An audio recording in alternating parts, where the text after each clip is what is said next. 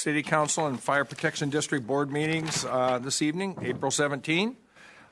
We thank you all for being here, and we'll start off our meeting by having our esteemed Mayor Pro Tem Lynn Kennedy lead us in the pledge to our nation's flag. It's my pleasure. Please stand and join me. Ready? Begin. I pledge allegiance to the flag of the United States of America and to the republic for which it stands, one nation, under God, indivisible, with liberty and justice for all.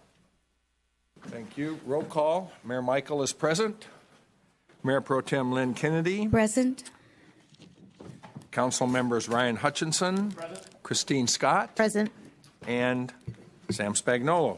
Present. Our next item on the agenda, we have three presentations this evening, very special presentations, I might add.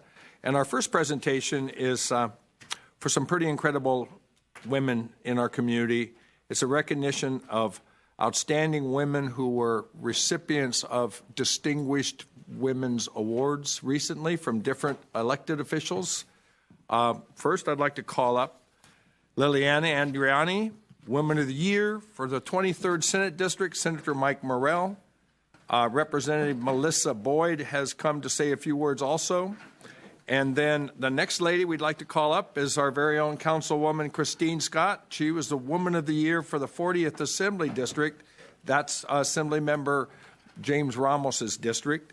And last but not least, certainly, a Woman Distinction of the Year, another Woman of Distinction for the 41st Assembly District, Assembly Member Holden, Diane Williams.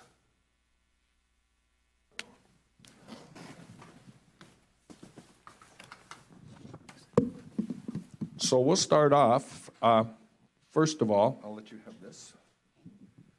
First of all, we'll start off, and we'll do all three of them at the same time, and then I'll let Melissa, I'll stop so you can address your recipient. First of all, we would like to talk a little bit about Liliana. Liliana Adriani is an active member of the community working to support other entrepreneurs as a member of the Board of Directors of the Rancho Cucamonga Chamber of Commerce and through her work with the National Latina Business Women's Association. I might add that Adriana and her husband are both small business owners. They own Angels Jewelers at the Thomas Vineyard Winery Commercial Center on the northeast corner of Vineyard Avenue and Foothill Boulevard. She is also involved with a number of nonprofits and organizations, including Chaffey College, Oak Park, Foothill Family Shelter, Hope Through Housing, Growing Pains, and serves on the board of directors of Sisters of Strength. Liliana, I know that Senator Morrell's representative is here, so go ahead, Melissa, and say a few words on behalf of the senator. Thank you again for having us here, and we are so proud and honored that we get to recognize you once again here at the City Council chambers. It is, again, a privilege and an honor to see all three of the women honored in the Assembly districts to be from Rancho Cucamonga. It's pretty incredible to have such wonderful women that are so dedicated to the community. And I know the other electeds may want to say a few words, but in our case, our honoree, Woman of the Year, Liliana, if you didn't know, she's owned her business since 1989. She has been in this community in Rancho Cucamonga, and she has such a heart for the community, not only small businesses, but also everybody that lives here, to make sure that they're successful and that they have a good quality of life here with all that she does with the nonprofits and the boards that she serves on. I don't think she stops. She goes to everything. Everywhere I am, she is. And I don't know how she has the energy, but we just are so thankful to have such an amazing woman here, not only in the city of Rancho Cucamonga, but also the Senate district. So we just want to say thank you again. You already got a beautiful plaque from us in Sacramento, so I didn't have anything officially today, but thank you again for everything that you do, and we are just so honored to have you be a member of our district and the city of Rancho Cucamonga. Congratulations. So big round of applause for Liliana. Next, I would like to just say a few words about our Councilwoman Christine Scott. Christine is the current council member for Rancho Cucamonga City Council, elected just this past November in 2018.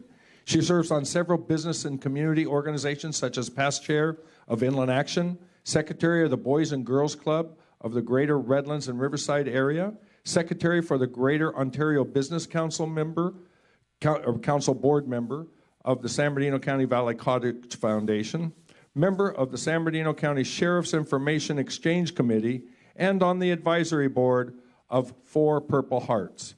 Ms. Scott is an experienced public affairs manager with the Southern California Gas Company. Christine, thank you for everything you've done, and we will recognize you with recognition. She got her recognition. Well, I'll let each one of you say a few words. And certainly, last but not least, former council member Diane Williams. 28 years on the city council of this beautiful city, Diane served and was involved in many, many incredible programs and was part of the original working group that incorporated this city back in 1977. She also served as mayor pro tem for 8 years, a board member for Metrolink and on the San Bernardino County Association of Governments, also was on committees with the Southern California Association of Governments, and a dedicated public service has made significant difference by improving the quality of life over those 28 years and beyond in Rancho Cucamonga in many different ways. And one of those very special ways that she truly committed to this community was she was a driving force of moving our library from county-controlled to locally controlled, run by the city of Rancho Cucamonga, and our libraries have received national recognition, regional recognition, and Diane was the driving force for that wonderful, wonderful decision when this council decided to take over its library services. So let's give Diane Williams a huge round of applause. You know, I don't know whether they would like to say anything, but certainly I think just a few words, if you would, please, just to express what you've done. Good evening, everyone. I want to say thank you for this recognition. I never even dreamed of it. I came from my country. I was born and raised in Colombia, came in 1986. And I love this community. I am very involved because I appreciate it. I think as a Latina woman that was born and raised in another country, to come here, work hard, and be able now to participate in so many things that are good for the community is an honor and a blessing for me. Thank you. Good evening. Again, it's just been a really great couple of months, and I've enjoyed going up to Sacramento with you. But I do want to thank Assemblyman James Ramos for this tremendous honor. I was shocked to receive it. When you do volunteer and do the work you do, you don't do it for awards. So to be recognized, it was very surprising and just makes me want to work harder. So I also want to congratulate all the other women of distinction for the 40th district that were selected. There were a lot from Rancho. So again, congratulations to the other women, and thank you for all they do for the community.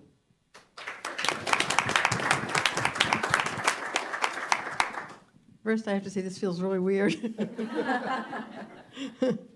It's all I can do is reflect on what an honor it was to serve on the council, and to be recognized by Assemblyman Holden was quite a pleasure and again a surprise, and very nice of him. All I can say is I miss you all, but I'm having a wonderful retirement, so that's that. And I'm still busy. I'm actually getting more and more involved with the Maloof, so you'll probably see me down here related to that on occasion.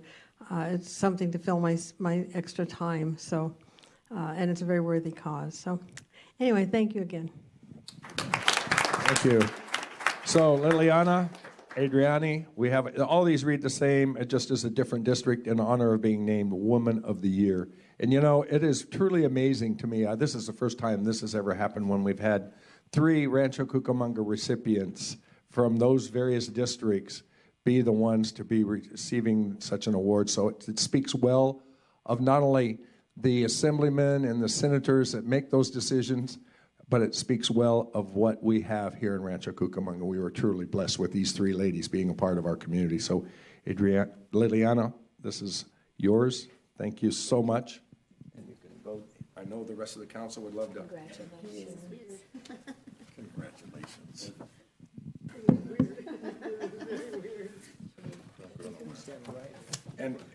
And why they think it's kind of weird is that they're getting this recognition, but actually one of them is going to be taking a seat here, and the other one used to have a seat right over there. So, Christine, this is yours. Thank you from the bottom of our hearts. Congratulations on a job well done. Thank you. Congratulations. Good job.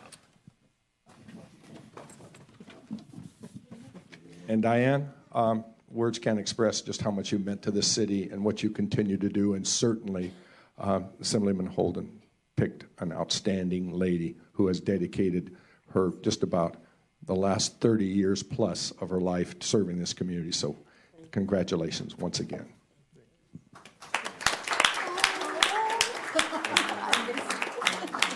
Congratulations, Diane. So happy for you. Okay, picture time. Okay, now you can come over here. You all know have the to have drill. pictures. You know the drill. And you can stand up on the bench.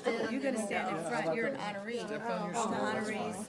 They had to bring stools now. Well, I think it's a good idea. Oh, sorry.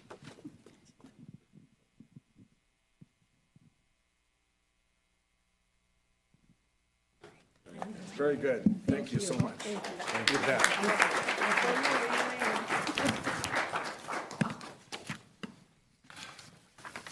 Our next presentation is going to be a presentation of a proclamation declaring the month of April as Child Abuse Prevention Month. I'd like to call upon from the County of San Bernardino Children's Network, Hillary Stenson Ray, Media Specialist. Thank you.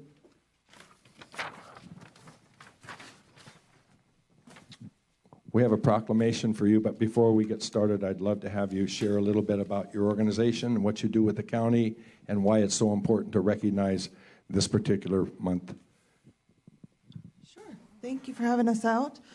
The Children's Network is a department in the county that specializes in everything that has to do with at-risk children. So we cover child abuse prevention. We hook children up with mentors. We get involved with children that are being sexually exploited. And so we try to hook them up with services and also to connect the county to our partners in the community that are already doing the same work so that we are combining all our efforts to get the most bang for a buck, sort of, and not do siloed work, that's already being done elsewhere. And so we have a huge collaboration. We have collaboratives all throughout the county. And then this month is Child Abuse Prevention Month, and that is important because everything we can nip in the bud gives a kid a chance to, become successful in life. And so we appreciate the efforts of the city. All the cities this year have joined the county in the effort to prevent child abuse. And so I just wanted to ask everyone that if you are in a circumstance where you see or hear something that sort of raises your tail feathers and makes you think maybe that family needs some help, you can dial 211 anywhere in San Bernardino County or Riverside County, and you can stay anonymous, and you can just ask them to report an issue that you saw, and they will investigate that for you. And you could be the turning point in a young kid's life or a family that maybe just needs some help. And so we thank you for your support all year long. Thank you so much. Appreciate it. Thank you, Hillary. We have this proclamation this evening because this is it's a situation in our society that we want to rid ourselves of. It's horrific when you see those circumstances arise. This proclamation reads, whereas the city of Rancho Cucamonga is committed to promoting and securing the health and safety of all of its citizens, especially our children, and whereas all children have the right to receive the care, protection, and guidance of family providers, to be free from harm, and to have their physical, emotional, and educational needs met, and whereas more than 32,000 children in San Bernardino County alone were referred to Children and Family Services for suspected child abuse and neglect just this past year, 2018, and whereas the Adverse Childhood Experiences, otherwise known as ACE, studies conducted by Doctors Vincent J. Felitti and Robert F.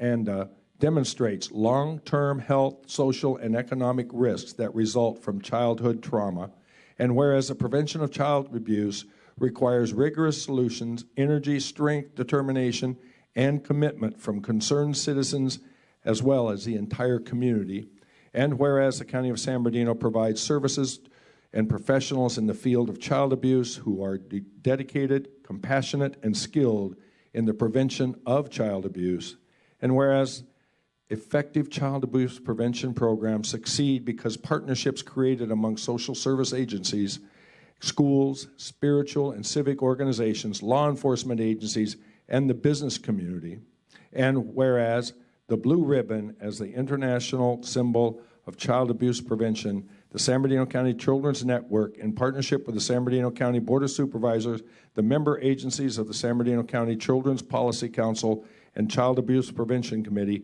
have planned a blue ribbon campaign, the 21st annual Shine a Light on Child Abuse Awards Breakfast during the month of April to increase awareness of child abuse. Now, therefore, be it proclaimed that the City of Rancho Cucamonga does hereby proclaim the month of April 2019 to be Child Abuse Prevention Month and encourages our residents to join the county and San Bernardino's efforts to end child abuse. Hillary, thank you for everything that you do. We would ask you to take this proclamation back to your office and hang it proudly somewhere, to recognizing the month of April and all the hard work you're going to be doing, not only this month, but throughout the rest of the year. Thank you so much.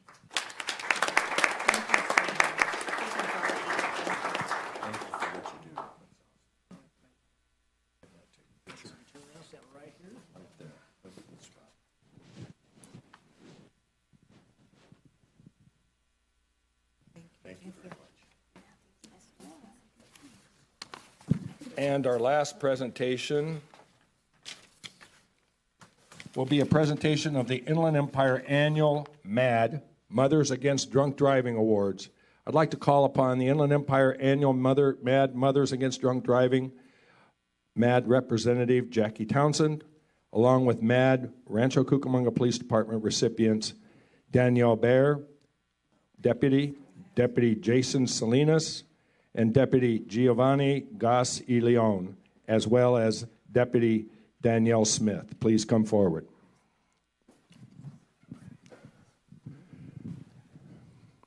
Would you like to start this off?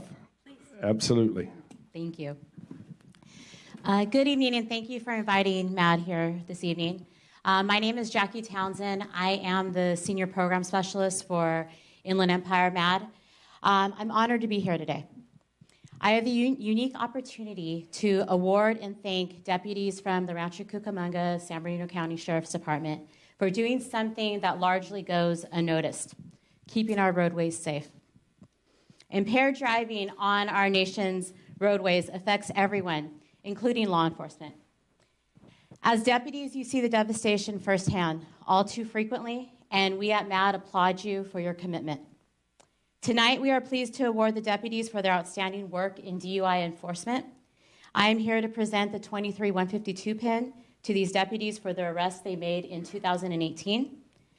The California Vehicle Code section for driving under the influence is 23152, and the pin is red in color to symbolize MAD's mission to prevent drunk driving, help fight drug driving, support victims of this violent crime, and to prevent underage drinking. Specifically for peace officers, the red is designed to memorialize and honor those deputies or officers who have been injured or killed in impaired driving collisions. MAD graciously thanks you for your life-saving work. Each DUI you take off the road is potentially a life saved. So I would now like to present the 23152 award to Deputy Danny Baer.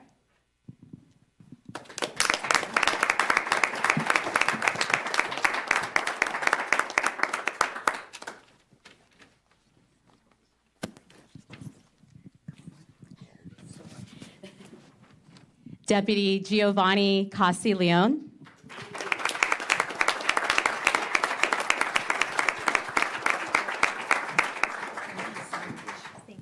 Deputy Jason Salinas.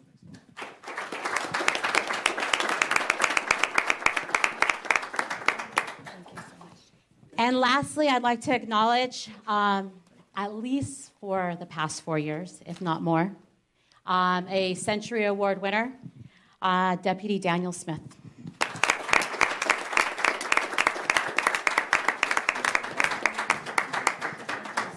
Thank you for all you guys do. You want to say a few words down there? Chief? Along with your corporal and your sergeant, go ahead. And with me, I have my traffic sergeant, James Snow, and our traffic corporal, Brett Haynes, who are instrumental in keeping these guys corralled in and focused. The city is a fantastic city for entertainment, food, wine, fine wine and dining, and it's a great place to relax, and it's got a great family environment. But because we have so many places to go and so many choices that the people from the outside of the city and within the city come here and enjoy the evening and to partake in all the different restaurants and things we have. But as you can see, people get out of hand. This is just a small portion of the deputies that we have that are doing DUIs on a regular basis. So these are outstanding award winners who have gotten 35 to 50, and as she mentioned about Danny Smith, over 100 DUIs in 1 year. Those are arrests. So if this is just a small sampling of our deputies, and all of our deputies do DUIs, you can imagine how many DUIs we're getting here inside the city every year. It's tragic. It's horrible. We see the outcome and the carnage that occurs when people are not paying attention. And just yesterday, we buried a CHP sergeant who was killed from a DUI driver. So it affects everybody. I'm sure everybody here probably knows somebody or knows of somebody who's been affected by drunk driving. So this is just a fantastic organization with MAD.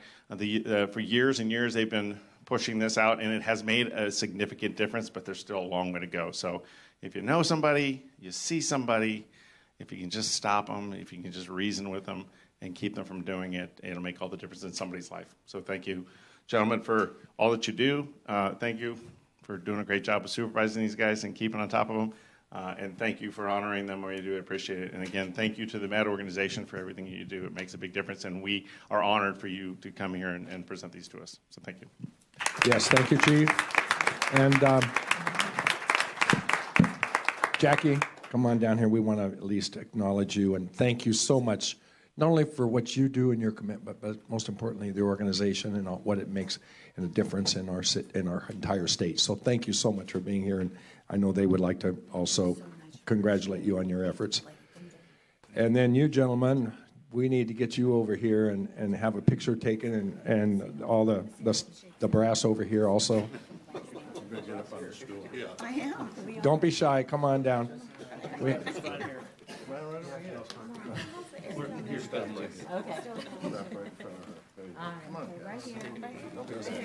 Stand in front of the chief. No, you're too tall then. Now, perfect, Christine. Not everybody.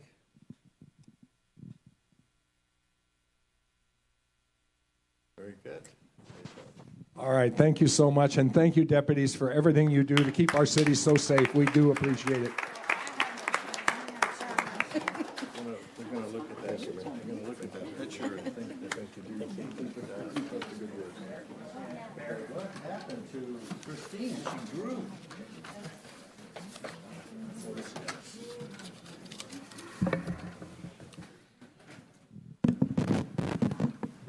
Thank you, Sam.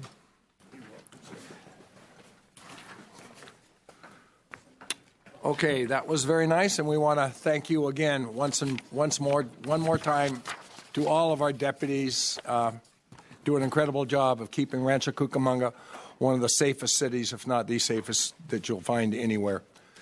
We have moved on now to our public communications. This is the time and the place for the general public to address the City Council, Fire Protection District Board on any item that is listed or not listed on this evening's agenda. Comments are to be limited to 5 minutes, depending on the number of personnel desiring to speak. The comment period will not exceed 1 hour prior to the business portion of the meeting commencing. So we have 6 speakers tonight. You have 5 minutes to give your presentation. When this light at the podium goes off, and there's also a timer on the screen so you can pace yourself, your 5 minutes is up when that light goes off. So our first speaker is Gwen Frost, and I assume it'll be both of you once more. Luana Hernandez and Gwen Frost. I know the drill now. Thank you.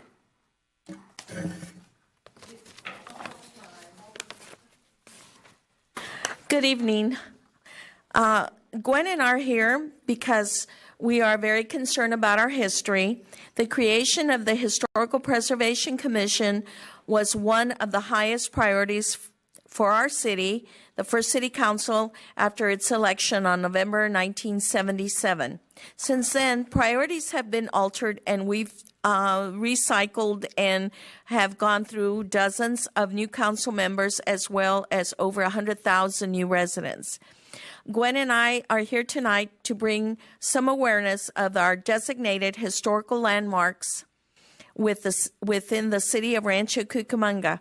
As many of us know, that the implementation of council districts within the city has changed the dynamics of the continuation of our city.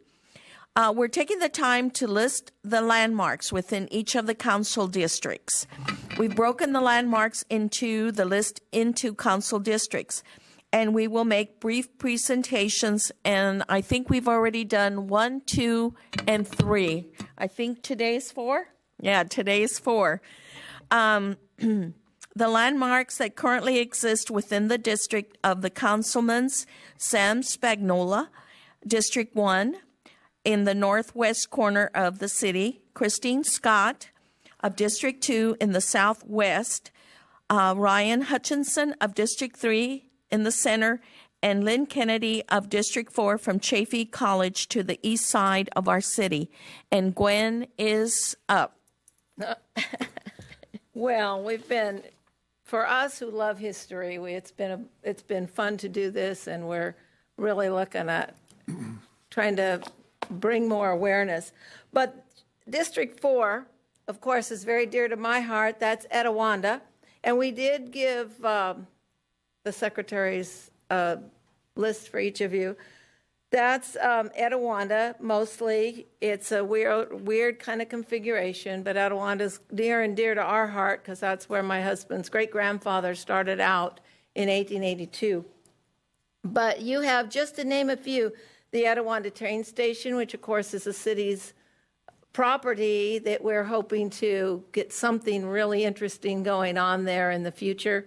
My son and daughter-in-law suggested an ice cream shop if we can find a person willing.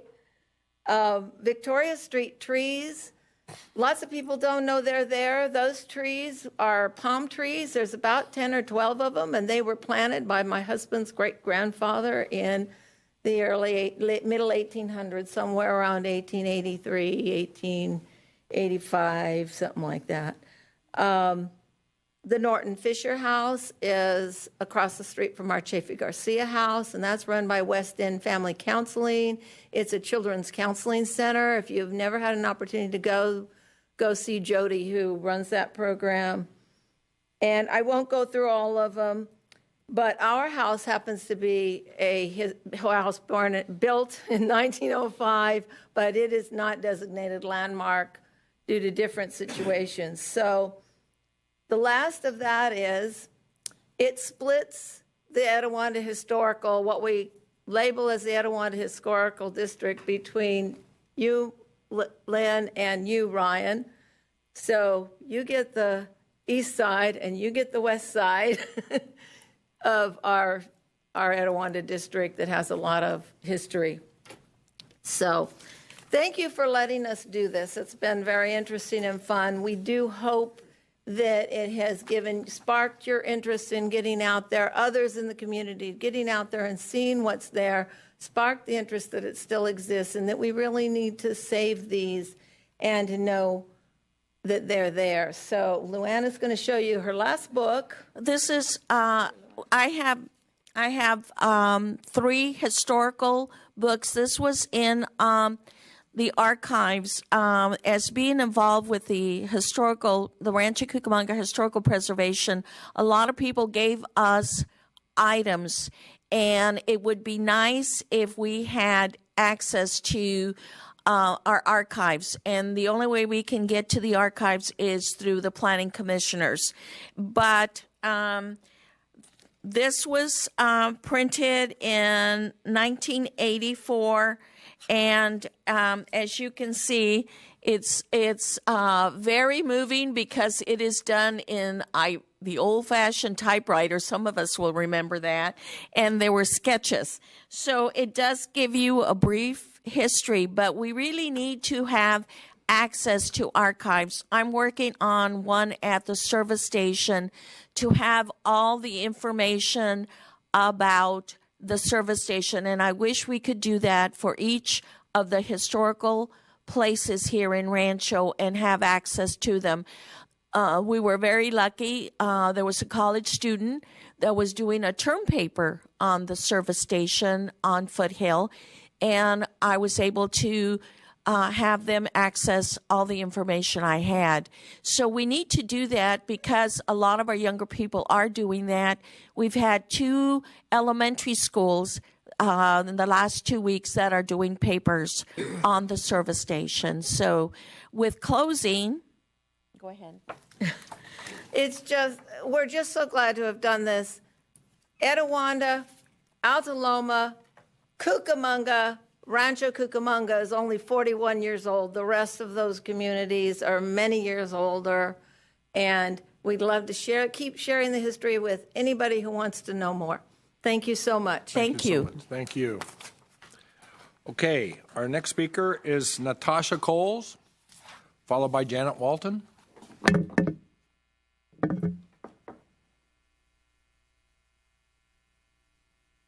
Good evening, council members and fellow residents. My name is Natasha Coles. I've been a resident of Rancho Cucamonga for 18 years and have lived on Red Hill for a year and a half. I'm here tonight to share my concern about the coyotes living in my neighborhood. Recently, I've heard my neighbors share their concern over the current aggressive presence of the coyotes as compared to decades past. In the time that I have lived on the hill, I have witnessed a change in the behavior of the coyotes and feel compelled to act. Admittedly, I've made mistakes in my own previous encounters with the coyotes, like running from them. You can't outrun them, I found out. However, I've done my research, paid close attention to the experiences of my neighbors. I take all the precautions recommended. I carry a whistle, a golf club. I make loud noises. I act big. During my most recent encounter, I went against my instincts to run and followed the expert advice of standing my ground, making a lot of noise, waving the golf club, and slamming it on the ground. But it did not deter the large coyote. It closed in on my small dog and me. This caused my dog to engage and break free from his collar, which has led to basically my worst nightmare almost coming true. Without the golf club, my dog would have been taken by the coyote, but thankfully I was able to use it to create enough time and space to pick my dog up and make an escape. The coyote continued after us, and thankfully a neighbor responded to my yells for help and escorted us home. The coyote kept its distance but followed me the entire way.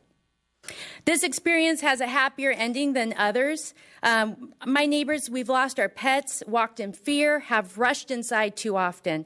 Owners of small and large dogs alike have had these bold predators come too close, making us feel threatened and endangered. I can no longer walk my dog in my neighborhood. I have to drive to Red Hill Park in order to be safe. It is only a matter of time before something terrible happens because these animals are hungry and fearless. I know for a fact that many residents of our neighborhood have contacted the city and animal control concerning this problem. We are uniting now in our shared experience and our resolve that something must happen because it's only a matter of time before someone gets hurt. We do not live in a rural area where one must expect to deal with the realities of wildlife. This is a suburban neighborhood filled with pet owners and dog walkers who would like to feel safe again. If the preventative measures preached to us actually worked, we wouldn't feel so frustrated. However, if the coyotes have no fear and are relying on their survival instincts, then logic tells us that the residents and the pets are not safe. I have a chart published by the Urban Coyote Research Project which shows that once coyotes become aggressive, don't have fear of the humans, and prey on pets in yards, removal of the animals should take place in conjunction with further education of the residents. We ask for the city to commit to capture and relocate the coyotes on Red Hill. If this solution is impossible, then an explanation and a reasonable alternative must be provided. I thank you for your time and would appreciate a follow-up as what the city plans to resolve this issue. Thank you. Thank you. We have another speaker that wants to address the coyote issue also. So, and then I know our city manager would like to have our animal care and department head see you outside in the foyer. So, why don't I let the other lady come up to speak that's here, and that is Anna Stan. If I could have you come up.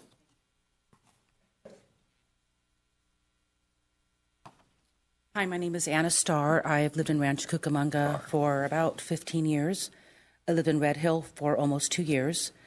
I, too, am concerned about the coyotes. I have encountered them. I have a picture of a giant coyote right behind my backyard, which butts up against Valley Vista School. My next-door neighbors their dogs have been attacked twice in the last 2 weeks, and I hear that it's mating season, so the coyotes are super aggressive. But to me, they're always aggressive. I have 2 little dogs that I can't let in my backyard, which we bought the house for the huge yard that we have because of the beautiful view, and we can't even enjoy it with our pets. I, too, have to go to Red Hill Park. I have been chased by a coyote, my friend and I, on a trail of Baseline and Haven, and had run through fields. Yes, you're not supposed to run from them, but it was running towards us. Didn't know what to do. I know that we're in their land. I understand that. But when I have to buy pepper spray, bear spray, whatever, because I want to take my dogs for a walk, it's concerning. And it's not only that it's our pets. They're in a schoolyard, and I have a picture. It's a huge coyote. I called animal control. I called the school, and I said, look, there's a giant coyote in your yard. All I'm told is, we'll go check it out, which by then it's gone. I've heard 11:30 at night, coyotes with their killing call or whatever it is. It's nauseating to hear dozens of coyotes eating something. I would love to see, I don't want to see them harmed, but I would love to see them captured and moved somewhere else, preferably somewhere where there's nothing that they can harm but what they're used to, because I don't want to see any more aggressive coyotes. So thank you for your time. Very good. Thank you. John? Mr. Mayor, our Animal Services Director, Veronica Fincher, is here. We'd like to have her speak with the 2 residents. We'd be glad to work with them and connect them up with some resources that can address their concerns. Very good. Thank you. Our next speaker is Janet Walton, followed by Frank Attry. Good evening. I'm here to pray. Before I do, I want to again share about our National Day of Prayer. That's coming up on the first Thursday of the month of May every year. And we will be meeting from 5 to 6 on the City Hall steps. And a proclamation will be issued. And we will be spending the time praying for all of you, for our nation, for each other. It's many churches. I think last year we had 16 churches represented.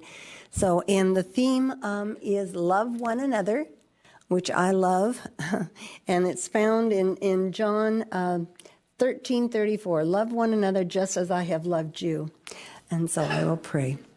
Father, thank you so much for your love for us. How can we in words thank you for your love for us? A love, especially at this season and this time, that we acknowledge the crucifixion and the ascension of you, Jesus, that you paid the price for us, that we are all sinners, and that you made a way and paid the price with your very life, with your life's blood, that we could know you personally and be with you for eternally. And of course, you give us that as a choice. We have freedom of will.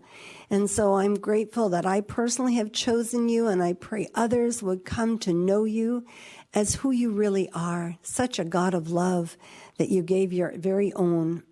And so I thank you for that. I thank you for this great city of Rancho Cucamonga. I am truly privileged and honored to live here now 20 years. And hope this will be where I am until I go to my heavenly home. And thank you for our leadership. Father, we lift up the mayor pro tem, our council persons. Thank you so much for their desire to serve this community. putting in long and endless hours, I know, and hard decisions that need to be made.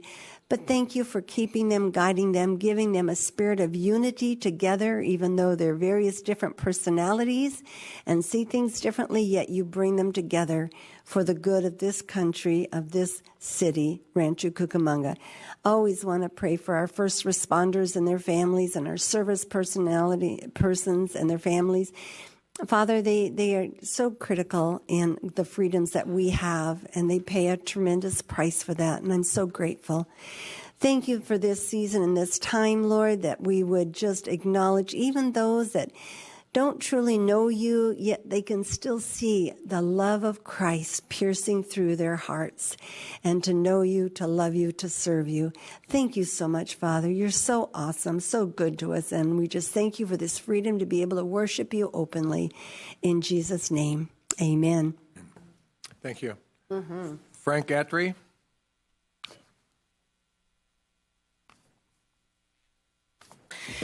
No, we're not all sinners. Frank Attry here to pick up on something I brought up the last time I was here. I have a lot to say, so I'll speak as quickly as I can.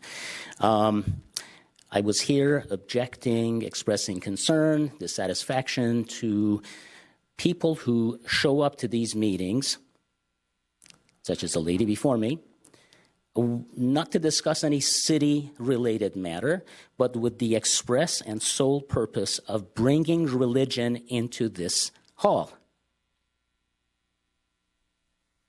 for which the rest of us have gathered. In passing, I mentioned a couple of SCOTUS cases, the 1983 Marsh v. Chambers case, and then the later 2014 case entitled The Town of Greece v. Galloway. Now, after I was done, my 5 minutes were up. I took my seat. The city attorney engaged in editorializing, the veracity of which, if I recall his comments correctly, remain in question. I believe he said something to the effect that the city could be sued if these prayers were not allowed. Now, I don't work in government at any level, city, county, state, federal. So if there is case law since 2014 that addresses my particular issue, I'll be happy to take a look. But if the city attorney was relying solely on the original opinions, there is no such thing. First of all, let's get this clear. Both of those cases address opening ceremonial prayers conducted by the legislative body, be it at the state level or at the local level. The 1983 case addressed the state legislature. The later case expanded it to include local government, city and county. Has nothing to do with these mid-session prayers that are intended to turn this hall into a church. These prayers have no real value to the business before us. They can be conducted at home, at a house of worship, mosque, church, temple, whatever it may be.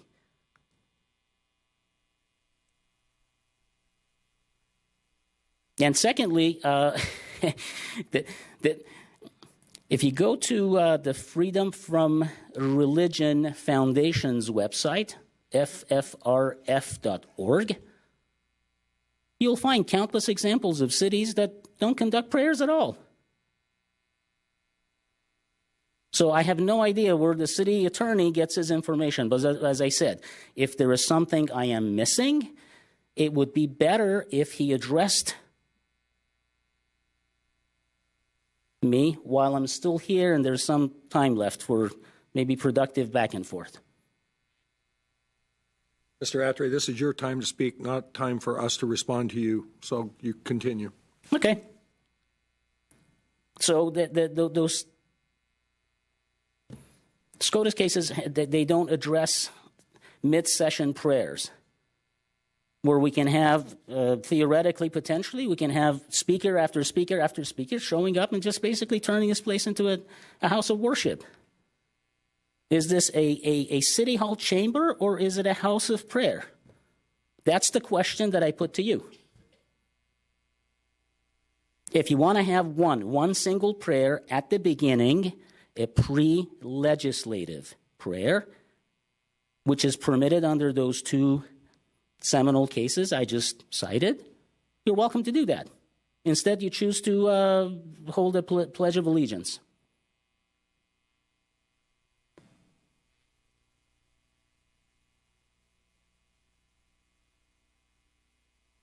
So I'm sorry, but those cases don't address the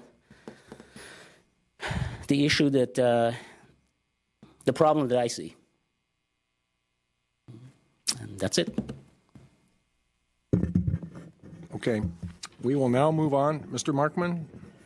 I'm happy to respond while the gentleman is still here.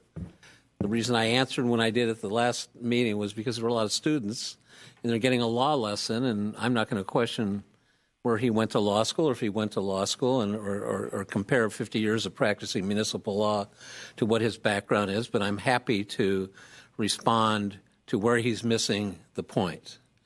The Town of Greece case and the Marsh case deal with government-administered speech.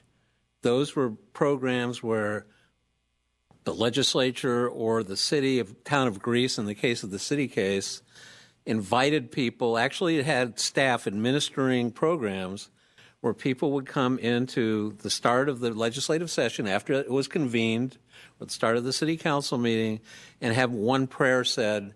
That's a prayer that was generated and administered by that public entity. And the issue in those cases were, can a public entity do that? Can a public entity that is doing the public's business spend the public's time and money administering a program that brings prayer into the council chamber? That was Town of Greece. Town of Greece, with a really good dissent by Justice Hagan, said, yes, you can, so long as you rotate amongst all of the principal religions that are being practiced in the community. And there was some dispute as to whether Town of Greece was really doing that. But those are government-sponsored prayers, government-administered prayers. When a human being, any person comes into the council chamber under public communications, for which the Brown Act requires us to give them an opportunity to speak, someone who comes up and prays for the good of the city, the safety of police officers, that the council would make correct decisions, and those sorts of thoughts are completely legal. And if we try to suppress that, as I said at the last meeting, I believe we would be subject to a lawsuit for suppressing somebody who wants to come into this chamber and engage in that particular speech. And Ms. Walton, that's her choice. That's what she wants to say to the council. The city isn't causing her to come here. They're not calling her up and say, come and pray. They're not administering the program. There's no governmental impetus behind her need or desire to come here and speak that way.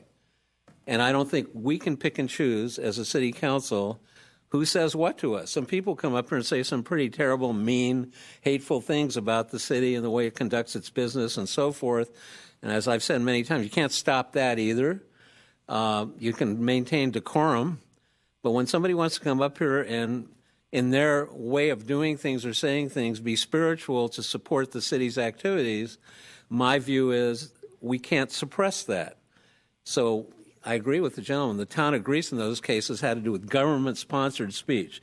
This has to do with every citizen's right to come in here and speak for 3 minutes or 5 minutes. And whatever they want to say, unless somebody really thinks they can make an argument that that's not within the city's jurisdiction to listen to somebody pray for the police officers and the first responders, I disagree with that. And I have 50 years of municipal practice as a basis for disagreeing with that. So that's where we differ. Thank you. Thank you very much. Appreciate that. Okay, we will now turn to our consent calendars, and this is the time and the place for the general public. Excuse me, that's consent calendars. We're moved on from communications to the public. This is a time, and the consent calendars are expected to be routine, and they're non-controversial. Items will be discussed and voted upon at one time. Any council member may pull any item for discussion should they so choose. We have several consent calendars. We'll start with the Fire Protection District consent calendar. Move for approval. Mr. Mayor, I need to abstain from item C3 due to my employment with the Southern California Gas Company. With Councilwoman Scott abstaining from C3, please vote. I'll make that second, Mr. Mayor. Thank you. Motion carried unanimously. Consent calendar housing successor agency. Move for approval. Second. Please vote. Motion carried unanimously. Consent calendar successor agency. Motion to approve. Second. Please vote. Motion carried unanimously. Consent calendar public financing authority. Move for approval. Second. Please vote. Motion carried unanimously. And lastly, consent calendar for the City Council. Mr. Mayor, I need to abstain from item G3 again to my employer being the Southern California Gas Company. Okay, with Councilwoman Scott abstaining from item G3. Move for approval. Second. Please vote. Motion carried unanimously. Thank you, Madam Clerk. We now will move on to our consent ordinance. There are none, so we'll move on to our administrative hearing items. And I will turn that over to Mr. Gillison. Yes, Mr. Mayor and members of the City Council. So the first item on here, I-1, is a summary of the review of the results of the annual independent audit by the Planned Communities Citizens Oversight Committee. And they regularly review the expenditures in the Landscape Maintenance Districts 2, which is Victoria, and 4R, which is Terra Vista, 6R, which is Karen, and 7, which is North Etiwanda. So with that, I'd like to introduce the Citizens Oversight Committee member, Jaime Garcia, who's here to give you an oral staff report on this item.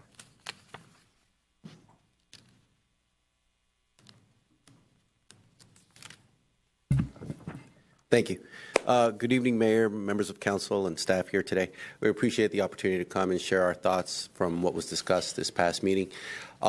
Needless to say that we are always excited to participate in this program. It's a way for us to be part of the community and actually give a little bit back, and even more exciting to actually have a say in what our thoughts are and how things are going within the structure.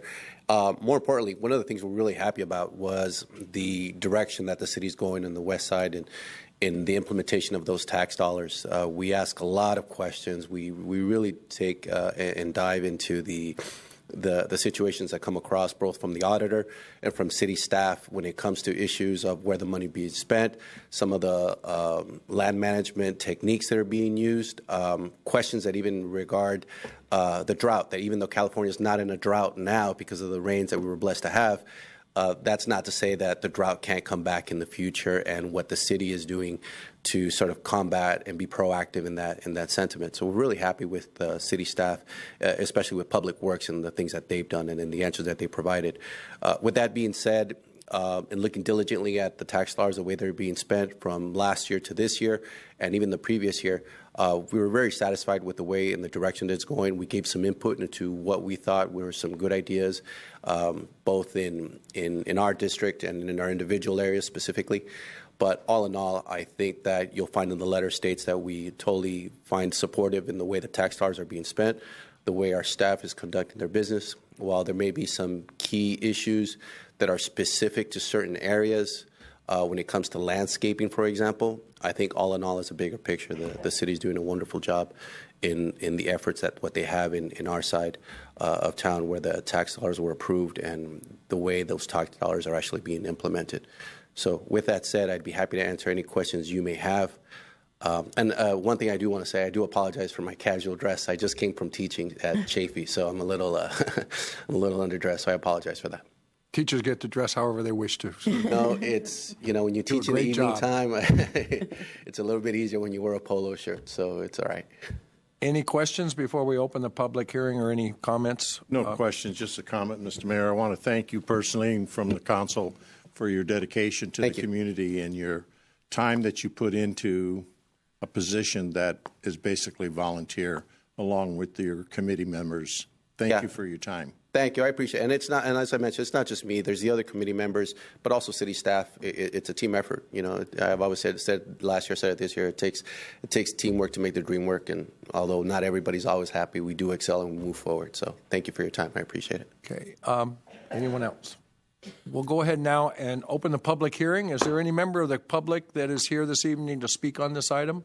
This is an audit of the LMDs for the Victoria, Terra Vista, Cairn Plan communities, as well as North Etiwanda. Seeing none, we will close the public hearing. This is a receive and file only, right, Mr. Yes, Gillison? that's correct, sir. Okay. Thank you so much, Thank all you. the members of the committee. Thank you And you for know your what? hard work. Sorry. You know, I just have to say it's very refreshing to have citizens as part of the oversight committee come up and give the report after reviewing the records and the books and the auditor's findings and so forth. We very much appreciate all the work and the hard work that you do to make sure that everybody in this community that pays their tax dollars knows their tax dollars are going specifically to those landscape maintenance districts. So thank you. We appreciate your effort. Thank you very much.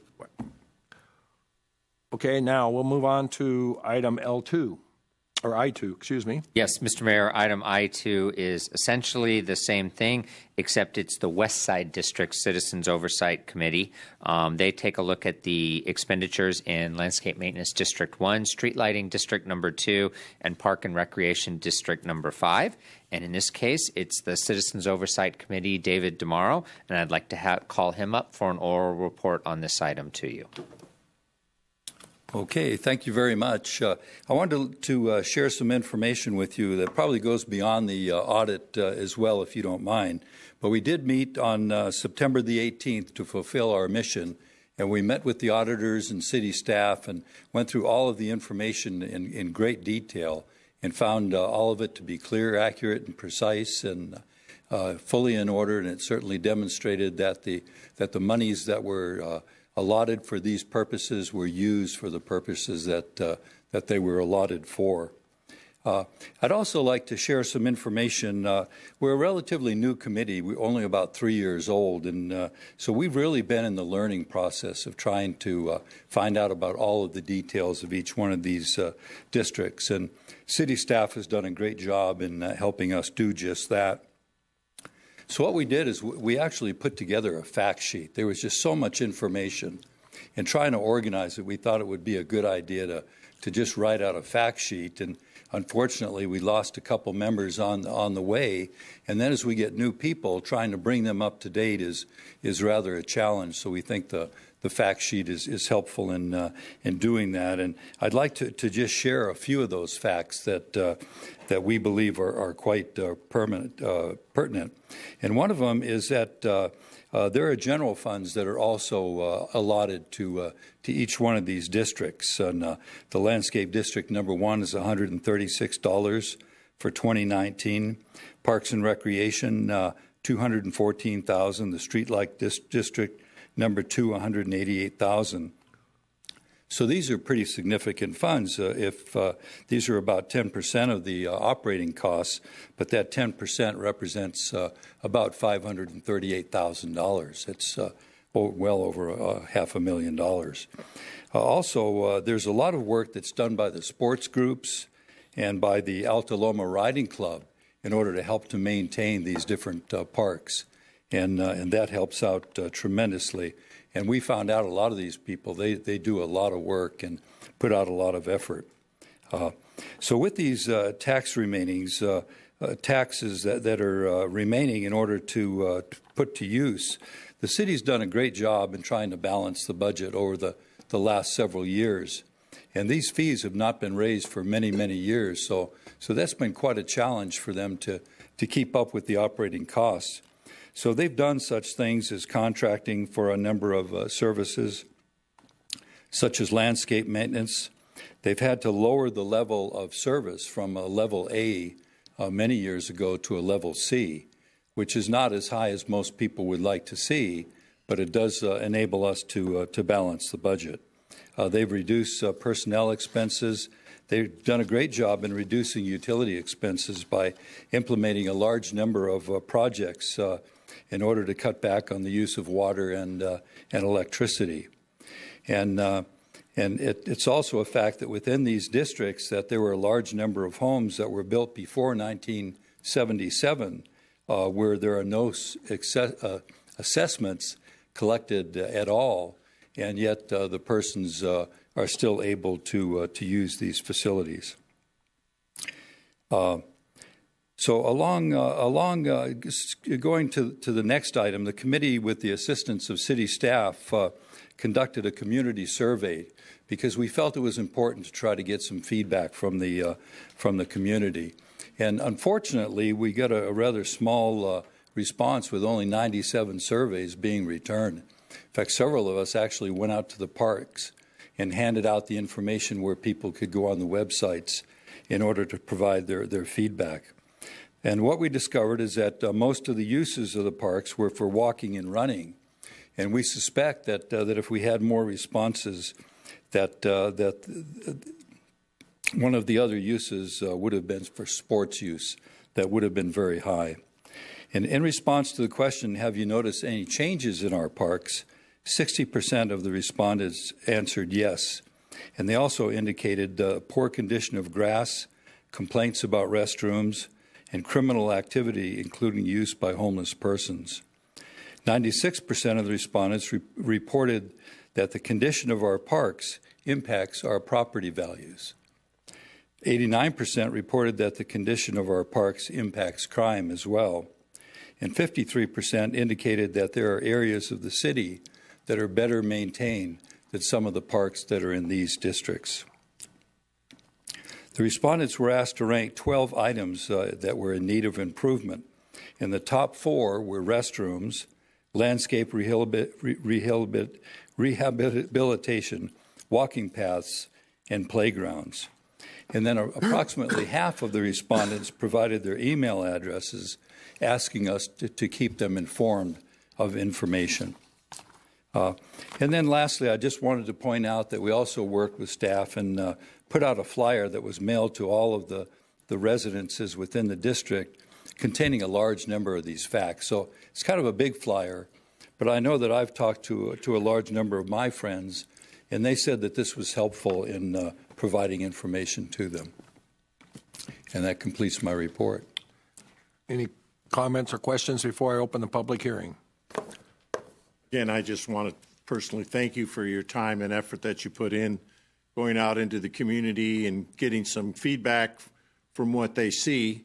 That's a big asset for us. We always can't do that, but you have the ability to do that. So getting that information is valuable to the staff and looking at what we can do to make that area better. So I thank you for your time. Is there any members of your committee here? Yes, there is. Velma, and I failed to mention that at the beginning. And Velma Gilbert is a member of our committee, and she's here tonight to back me up. And then other members are Denise Garzaro and Theresa Margie as well. Thank you. Thank you very much. Thank you for being here. Yeah, thank you. Okay. Public hearing is now open. Is there anyone here this evening that's here to speak on this matter?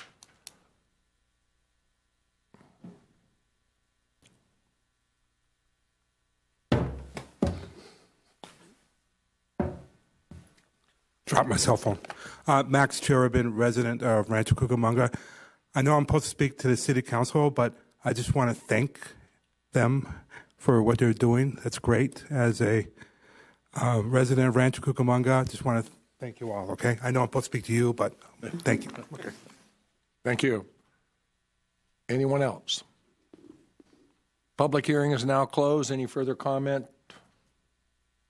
Neighbor to neighbor is always best.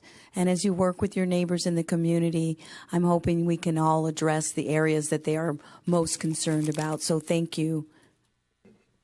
Very good. Thank you again, all of you, for everything that you do. We couldn't do near as well without your candid and honest, open communication with us. Thank you so much. Appreciate it. Thank you. Okay. Our next item is item I3, which is implementation of an ordinance. Yes, Mr. Mayor. So item I3, you saw once before and asked us to take it back and take a look at. It's the consideration of the implementation of the drive-through only ordinance for the 2019 holiday season for the thoroughbred holiday light display. And just to refresh the council's memory, staff had brought forward the resolution suggesting appropriate hours of operation and days that there would be restrictions and stuff for the 2019 holiday season. And you had asked us, based on some input from residents who appeared at the meeting, to go back and take a look. The request was to look at making the first weekend walkthrough, allowing it open to pedestrians and cars. And not closing it off to just vehicles only. So we did go back. We assembled the police department and engineering. We pulled all the data we had, and we took a look to see what the information that we have shows. And we're back before you with the recommendation. And with that, I'm going to turn it over to our chief, Mr. Mahoney, and to our city engineer, Jason, to go over that recommendation and the reasons why. Gentlemen. Good evening, Mr. Mayor and honorable council members. As the city manager mentioned, that back in February we did a presentation. What we call an after action plan discusses how the implementation of the ordinance worked in 2018, and then we suggested recommendations for the year 2019. We began this type of drive-through only process during certain times of the month of December. Back in 2017, we expanded it for 2018. And then our recommendations for 2019 was to keep it as we had expanded it to mirror what we did in 2018. So, as I said, in April 2017, the city enacted an ordinance to allow us to do the drive-through, and it was only done for the first 2 weeks prior to Christmas time. And so with that, it was kind of a trial period where we get to see how it was going to work out. And it was actually a huge success. But what we did find out in 2017 is that the weekend prior to was just as busy as that 2 week period prior to Christmas. So in 2018, we implemented the weekend prior to the 2 weeks before Christmas, and then we also did some assessments through the neighborhoods, trying to identify locations where people were coming from, how much traffic we were getting, what the increase was, pedestrians versus vehicles, and then how the surrounding neighborhoods were being affected as well. And so, as I said before, in February, we suggested that we continue with what we did. We didn't want to expand it any further than what we did in 2018 because we thought it was a success. Although we did recognize that the weekend that actually started, I believe, the 30th of November, and then the 1st and the 2nd, was quite busy as well. But we didn't want to implement until that following weekend. As you can see through the traffic study and with the traffic engineering group, our traffic volumes in that area during this time frame on weekend nights increases by 93%. And what that means is we have over 21,000 vehicles that are coming through that neighborhood. And all of you know where that neighborhood is. And you know that there's not a whole lot more houses or residential areas further up that way. So on an average, during the same time period that we're doing our assessments, there would only be 2,000 vehicles coming through that area during the same days and times. And when the lights are in effect, it's 21,000 vehicles that come through. So it's a 93% increase that's just loaded into that neighborhood. Traffic counts also showed a significant decrease in the neighboring streets with an overall 6% decrease. Which is great. That means we've got a good control of it. We funnel it, we direct the traffic, and we're keeping it out of the adjoining neighborhoods so it doesn't impact them as much. And then traffic flow improved this year from last year, or should I say from 2018 to 2017, in which our average loop time was 25 minutes. The prior year it was 45 minutes. So we actually enhanced the program this last year. And then our average loop time from Sapphire and Banyan was where we start to hit the clock to begin with, was 45 minutes, and the year before it was an hour and a half. So we've really made some significant changes there. We did some testing, just talking to people as they were coming through while they're sitting in their cars as they're driving through. On the December 13th and the 14th, what we found was that people not only were coming from out of state, and then you can add that to people coming to visit their family as well. But we also had visitors come from 80 different cities within Southern California.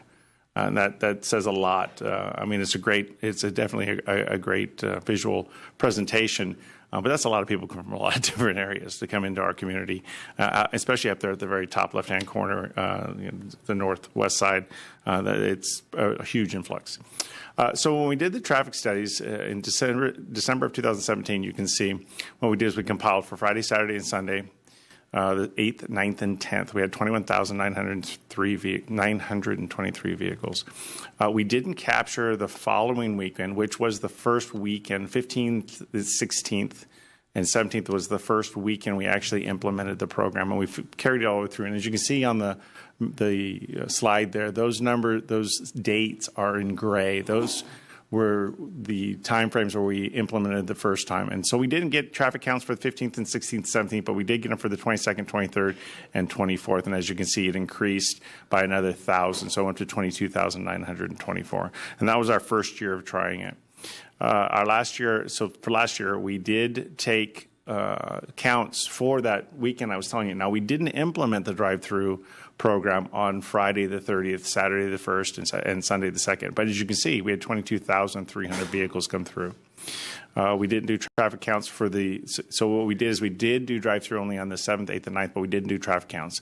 We did begin the traffic counts again for the 14th, 15th, and 16th, and then, of course, the 21st, 22nd, and 23rd. As you can see, it was 18,000 for the third weekend, or second weekend, and then it was 20,500 for the 22nd. So we actually had more traffic coming through the earlier weekends than we did the later weekends. And it would be in speculation, but a lot of people have already tried to come through during the early portions, and when it gets closer to Christmas, it kind of wanes off a little bit. These are the two comparisons, just so you can see them side by side. Actually, it comes in kind of small, so it's really hard to see, but we put them both up there so you can see the comparisons from 2017 to 2018.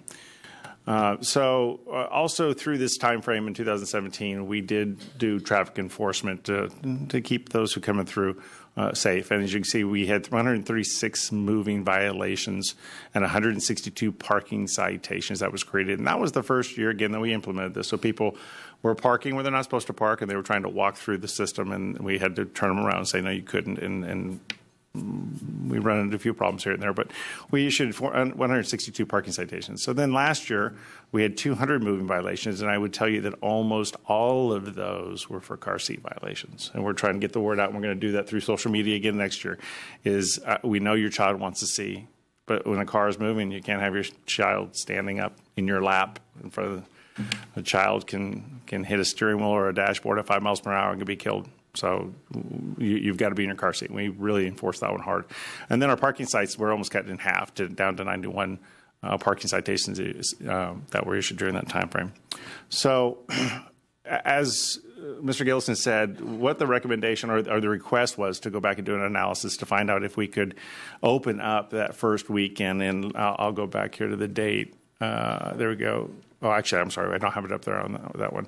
To open up the date of the 6th through the 8th for pedestrians to walk. And what we can see through our traffic numbers and our traffic counts is that weekend is actually even busier than it was closer to Christmas. And so to open it up would not be a prudent recommendation on our part when we're trying to obtain as much public safety as we can during this time frame. So our recommendation would be to continue establish the drive-through ordinance for the thoroughbred holiday lights display to include those dates of December 6th through the 8th, which is that first solid weekend, and then, of course, the 2-week period, which is the 13th through the 24th. Okay, questions of staff before I open the public hearing? Okay, the public hearing is now open. Anyone here desiring to speak? Yes, sir.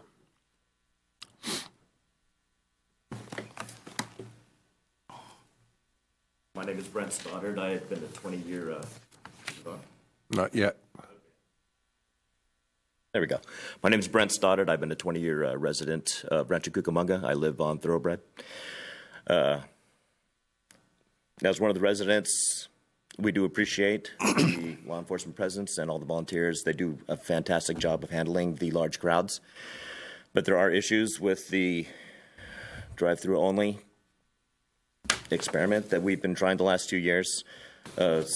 some of their statistics that they have presented is that they have increased the, productivity of getting people through down to a 25 minutes through the loop. There are approximately 115 homes on the loop, and with 25 minutes, you get approximately about 15 seconds a house. They're quite aggressive in encouraging people to move along, flashlights in driver's eyes, keep moving, stop enjoying the lights. And it takes away from the experience. I know they say they have had a decrease in some of the people coming through, I think 6%, because some people are now discouraged to come and wait in the line that forms to then be rushed through as fast as they can to get through and not experience some of the light displays that are there. Other issues they have brought up is that the weekends are very busy. I do agree with that, but maybe we can back off on some of the weekdays, those final weekdays, I believe the 16th through the 19th, the Monday through Thursday. Maybe that final week we don't have the drive-through only implementation to give some people that opportunity to walk through with their families and some of the small children because they can't see in the car seats, and it becomes trying at times with a child who's been sitting in a car seat for an hour, maybe hour and a half, waiting in line, because the line doesn't just start at Banyan and Sapphire.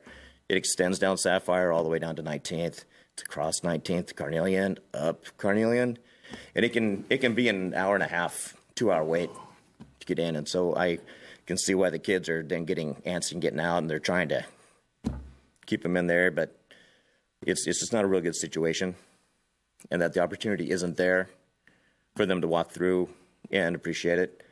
So I'd just like to ask maybe we back off on the Monday through Thursday, that 16th through the 19th, and maybe allow both to proceed.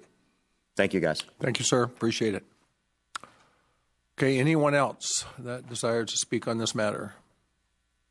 Okay, thank you. Public hearing is now closed. I'll take it back to the city council members for any comments or questions or comments about what is being proposed. We've heard the staff report from our police chief, and I guess what we're doing is now give direction to you, Mr. City Manager, to bring back an ordinance at a future date based on their recommendations, correct?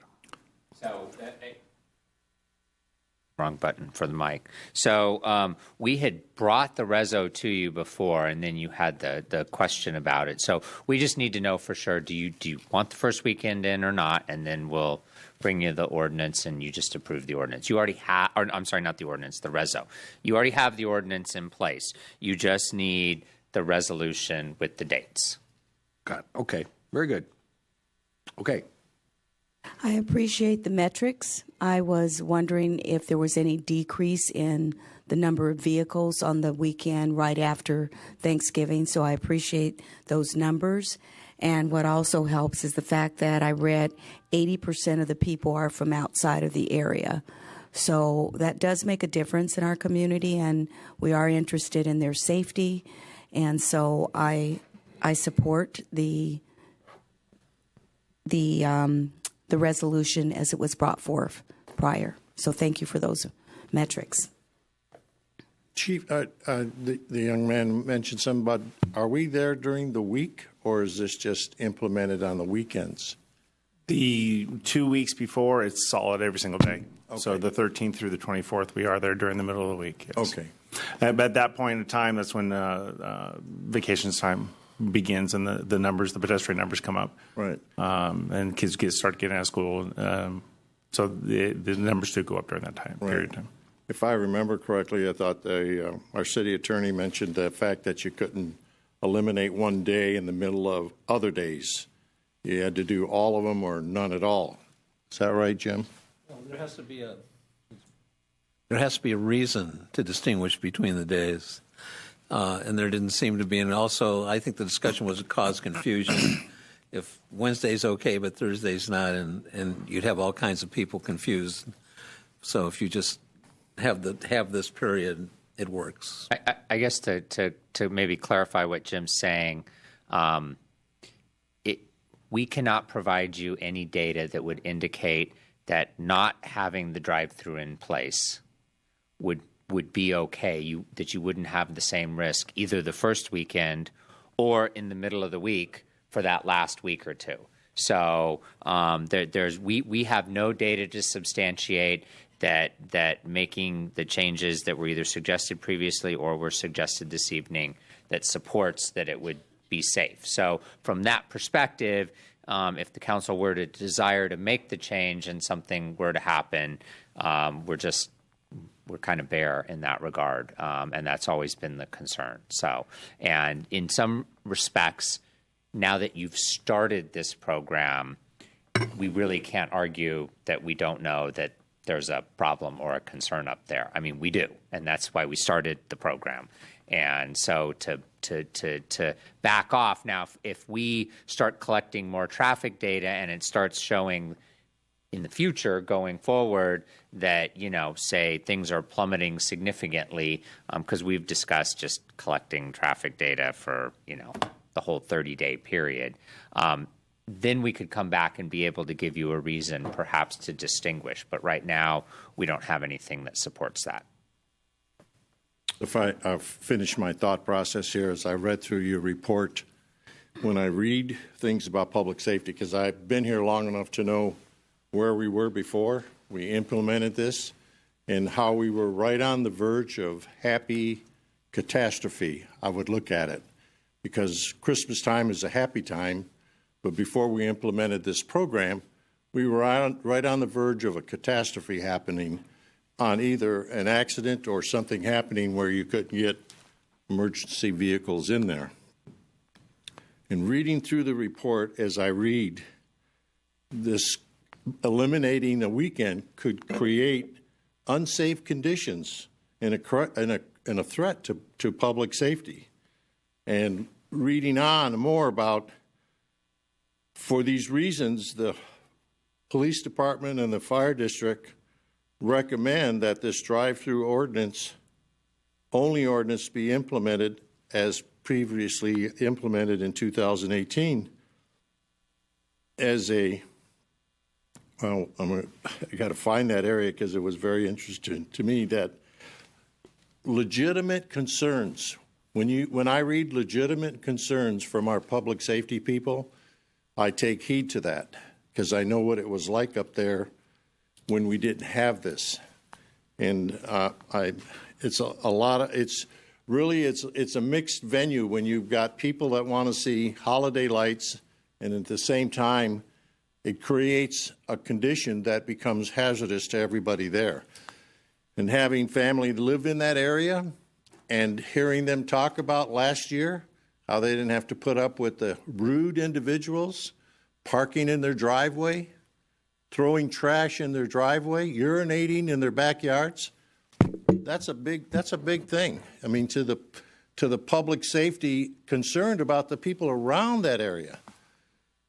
And I'm sorry that it took us so long to get to this point, because I sat on this council as we saw every year it just continue to get worse until it got to a point where public safety said, hey, we got to take a look at this or we're going to have something that's going to be catastrophic and we're going to be sorry we didn't do anything about it. So for those reasons, I support your ordinance to move forward for this year.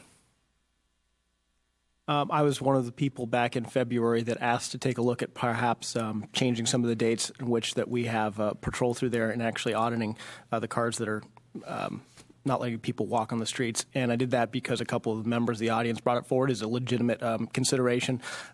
Ultimately, that did not come through in your suggestion, and I'm completely satisfied with it the way it is right now, that it was studied, that we have data for that first weekend, which I was thinking maybe we didn't have to use, but very happy with it. And thank you so much for doing it, and I certainly support it as it's recommended. Yeah, and just I agree with that, and just was hoping to come up with a compromise. But seeing the data, I support what is being recommended. Okay, just a couple comments. I appreciate you coming up, sir, and expressing your concern for maybe relaxing it a little bit during the midweek. We can't thank you enough for what you do up on Thoroughbred during the holiday season, for the work and effort you go through, but that creates our need to try to do something in a positive way with our public safety professionals to make sure that our citizens, when you put cars and people that are walking and cars on the same street, it's only a matter of time before something would happen. So while we can appreciate that, your concerns and your desires, we also have the issue of the immediate impact, as mentioned by Councilmember Spagnola, where we had a lot of residents that lived in surrounding neighborhoods with people parking on their street, impacting their holiday season because people were coming up parking throughout all the neighborhoods in that area to be able to walk up and sometimes walk over a mile and a half just to get there to walk the streets. Mr. Gillison, will you bring a resolution back to us then? We'll bring the resolution back to you. Okay, so there is no action from us tonight other than the We're direction. Good. Just receive and file the report, and Very good. We have the sense of the council. Very good. Thank you. Thank you, Chief. Thank you, Mr. Traffic Engineer. Well day.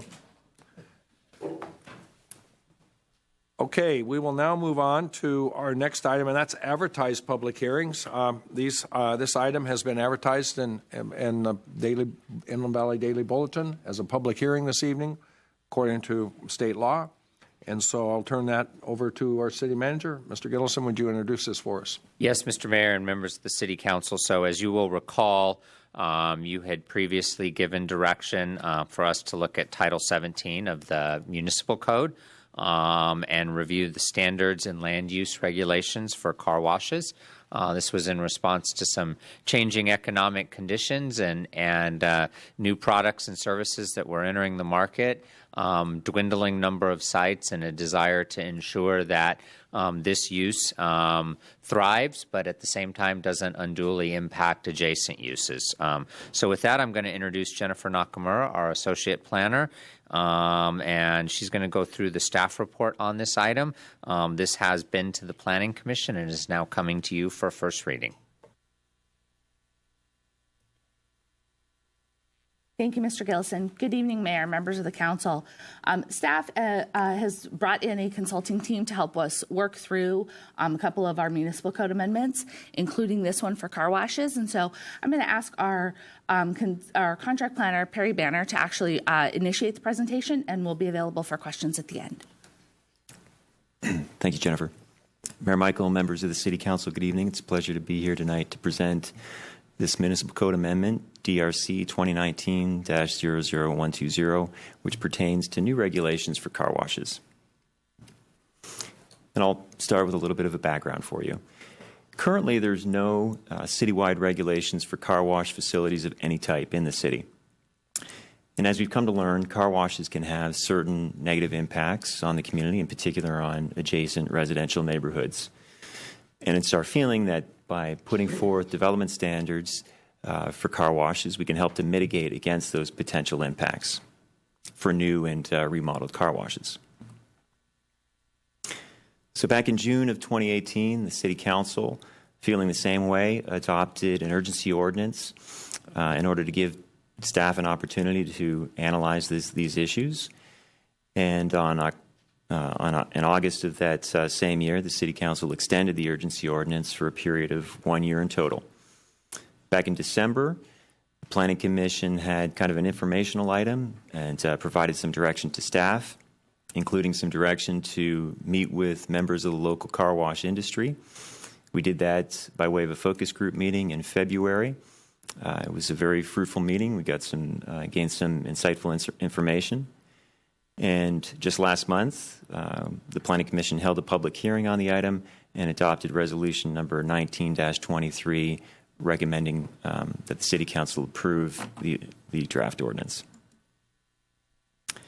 So the map that you see before you right now shows the 15 existing car washes that are operating in the city. And you can see that they're fairly evenly distributed throughout the city. And I should also note that staff has received many inquiries over the past short while about new car washes entering the city. So as I said, staff has some concerns about car washes, in particular the impacts that they might have on residential neighborhoods. Car washes, of course, they have drive machinery and industrial vacuums that can be quite loud, exposing neighbors to excessive noise. Car washes as well, as far as the industry is concerned, They're switching from a full-service model to more of an express and flex-serve model, so there's fewer staff that are available on the site, less oversight, and less control of the potential impacts on the neighboring residential uses. And I'd like to also add, too, is that one of the goals for the City Council in 2018 was to enhance the premier community status of Rancho Cucamonga. And what we like to do with an ordinance like this is make sure that going forward that particular goal is effectuated in new developments, and in this case, as it pertains to new car washes or the expansion of car washes. We'd like to see the best that there is. So getting into the regulations, I'll just start by saying that there is one existing regulation, and that's the requirement that a conditional use permit be required to operate a car wash. And as you know, a conditional use permit allows staff and the Planning Commission to take each case or to take each development on a case-by-case basis and apply certain conditions so that we can make sure that the use is compatible with the surrounding neighborhood. And staff is actually recommending that we continue on with that regulation, that you keep that. That's a good thing. With regard to where car washes are currently allowed in the city, they're allowed in the 5 zoning districts representing the first 5 bullets. They're also allowed in the Haven Avenue Overlay District and in the Industrial Commercial Overlay District. But as you know, the city is changing. It's growing. And as it grows, it also, the amount of developable land is becoming more and more scarce. And the available commercial parcels are getting closer and closer to residential uses that could be negatively impacted by car washes. So one thing to consider is that if you remove car washes as a conditionally permitted use in the neighborhood commercial zone, which is meant to be a transition zone really from residential uses to maybe more intense commercial uses, and if you maybe remove the car washes as an allowed use in the office professional zone, that this would be perhaps an economically strategic option that will help preserve those available lands for maybe different uses that you might want to see in the city. So by limiting these locations, we'll also help to minimize any conflict that might occur between car wash uses and residential uses. So I'm going to give you a summary of the proposed development standards. I won't read this verbatim, but I'll start by saying that with regard to residential setback, we're recommending that the car wash structure itself, so the drive tunnel, that be required to be a minimum of 100 feet from the property line of any residentially zoned or developed property. We're also recommending that the openings for the car wash, both the bay doors and the pedestrian doors, be oriented away from residentially zoned or developed properties. As I mentioned, the vacuums at a car wash facility can be quite loud, so we're recommending that they not be allowed along the public or private streets, and that they be completely screened from adjacent residential uses to prevent the noise or for noise attenuation purposes. We'd also want to make sure that somebody that was submitting a proposal for a new car wash, that there be a queuing and a parking study required, just to make sure that that traffic isn't spilling out onto the public right-of-way.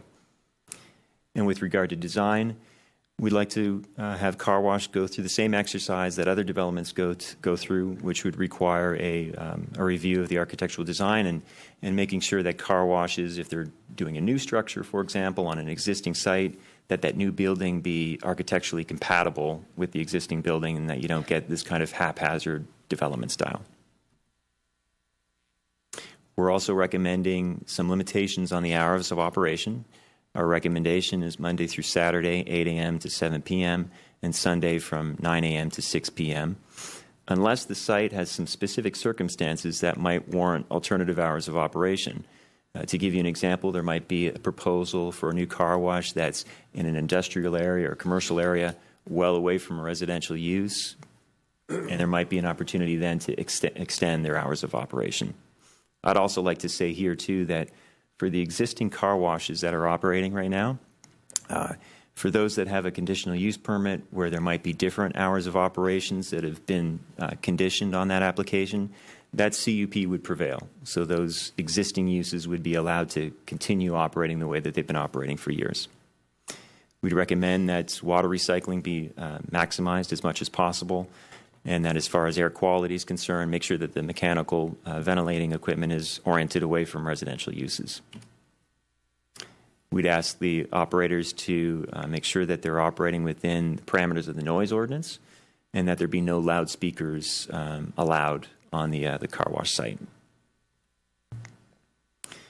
So as we're looking not only at the kind of brick and mortar operations, one of the new trends in the car wash industry is mobile car wash operators, and we wanted to make sure that we gave them some consideration during this exercise as well.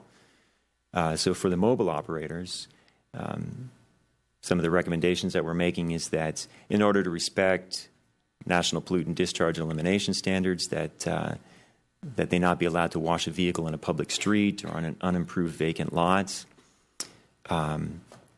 That if the mobile operator is operating in a non-residential area, that they be at least 300 feet away from a residential district. We're applying the same hours of operation for the mobile operators as we are for the brick and mortar operators. We'd like to set some time limits on the mobile operators. So if they're in a non-residential district, that they operate for no more than 4 hours at the same location for more than 1 day per week. That's both an effort to mitigate the noise, but also to mitigate against an operator that might be opening up in a parking lot of Target, for example, and spending the entire day washing cars there. It's also kind of a protection for the existing brick and mortar operators in a way. And we're also suggesting that with regard to a number of vehicles, that if they're in a non-residential area, that they be allowed to service no more than 20 vehicles per location per week. So they've got to move around. Just closing out here, they'd also be required to respect the noise ordinance. They'd require the authorization of the property owner to operate on whatever site they're operating on, and that they be required to either contain the wastewater or to divert it to a sanitary sewer. And so with that, the recommendation from staff and the Planning Commission is to recommend that the City Council conduct a first reading of Ordinance Number 948, amending standards and land use regulations for car wash uses within the city. And I think that Jennifer and I will do a kind of tag team as far as responding to questions. Thank you. Any questions of staff before we open the public hearing? Yes. We must have been doing a good job, because the full-service car washes that I have frequented are almost as under the same new regulations that you've put forward here. Very quiet when you pull in. Their vacuuming equipment is in a building separate from where you are. Recycling water, making sure they don't interfere with street traffic, and designed to fit in with the neighborhood that they're in. So, and I think two in particular, the one on Church and Foothill, and the other one up on Haven, just above the 210, are the only two that come to mind right away as full-service car washes. I wanted to ask you a question about the half-a-mile distance between existing car washes. Is that something that's already there, or is that something we're looking at implementing? The distance separation that is required is a half mile, and it only applies to car washes within the Haven Avenue overlay. Okay. And that was implemented in, I believe it was 2007. Okay. Okay. Any other questions? Okay, public hearing is now open. Any member of the public desiring to speak on this matter?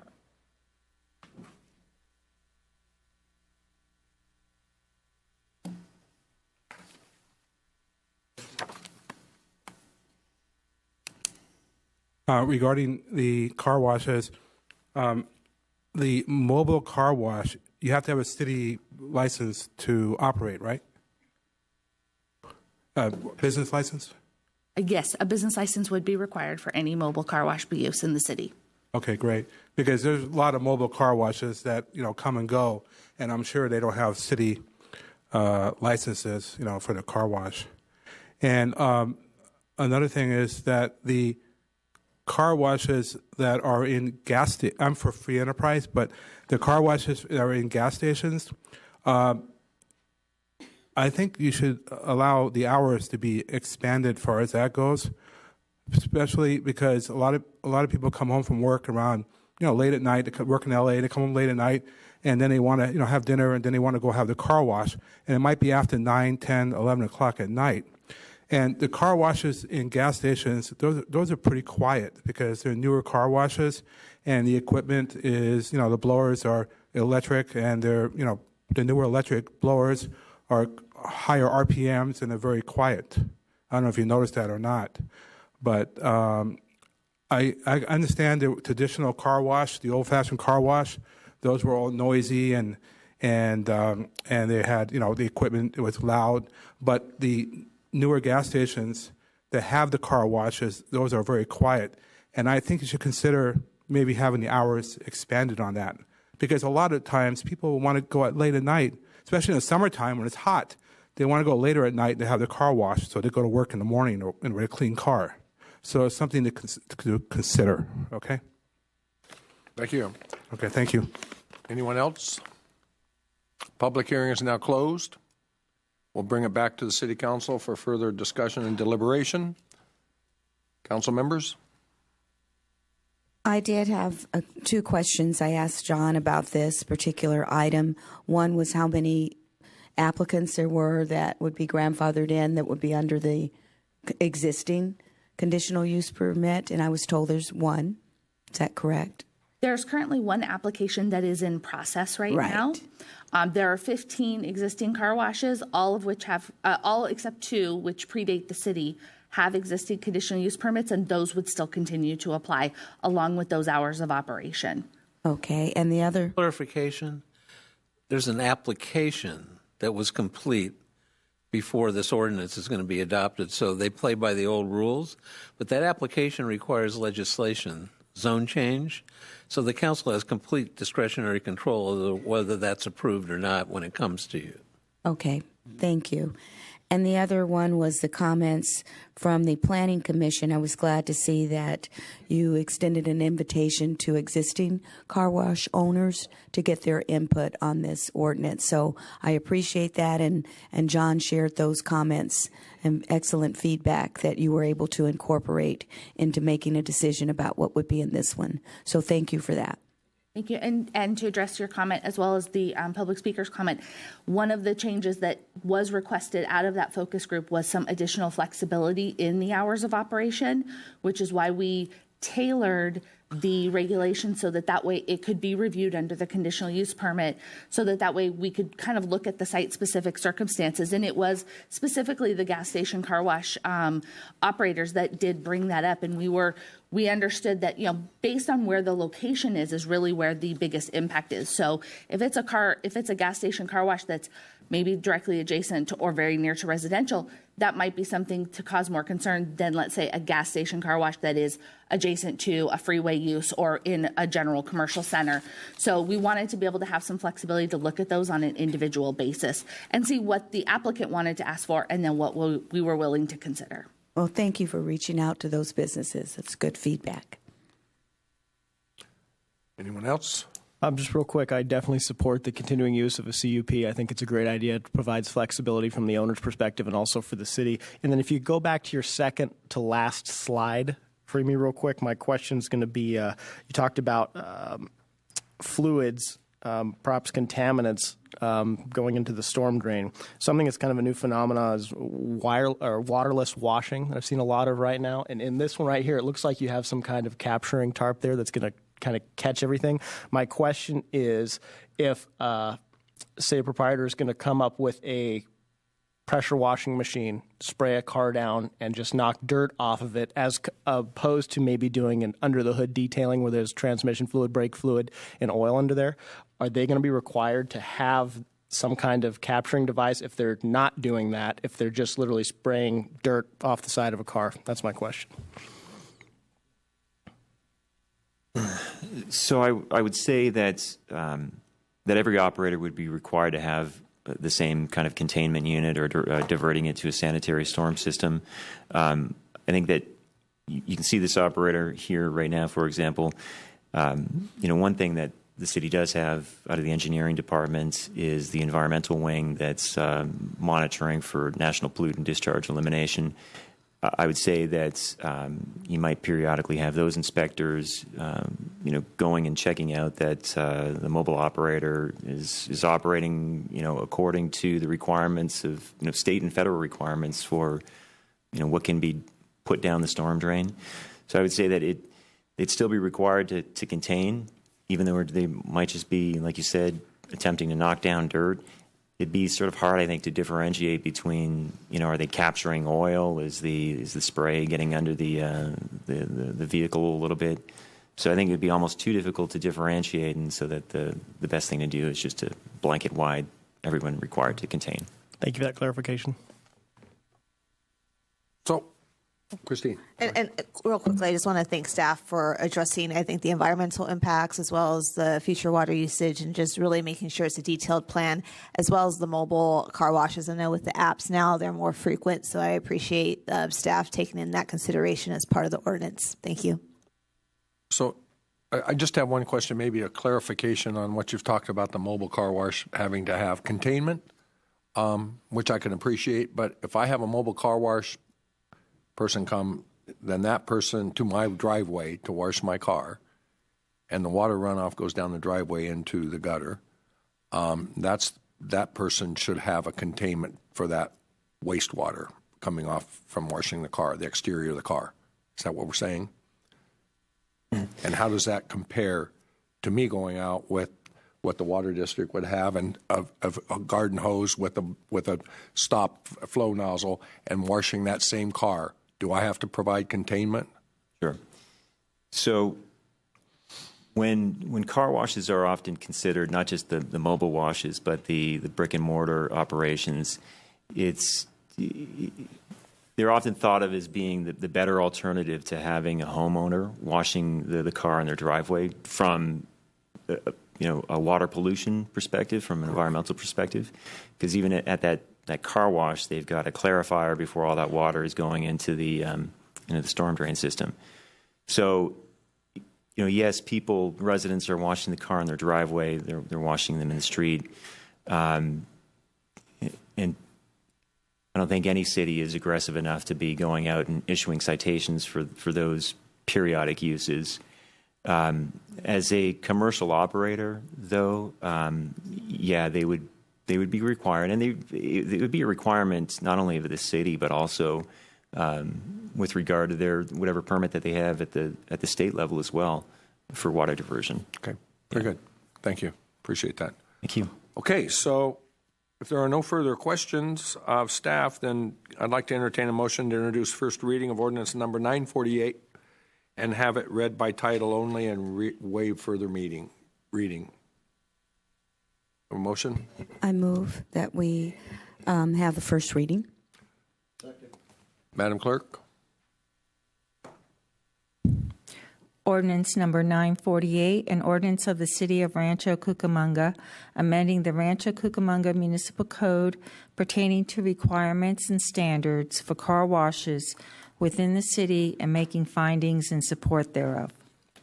Okay, thank you. Please vote. Motion carried unanimously.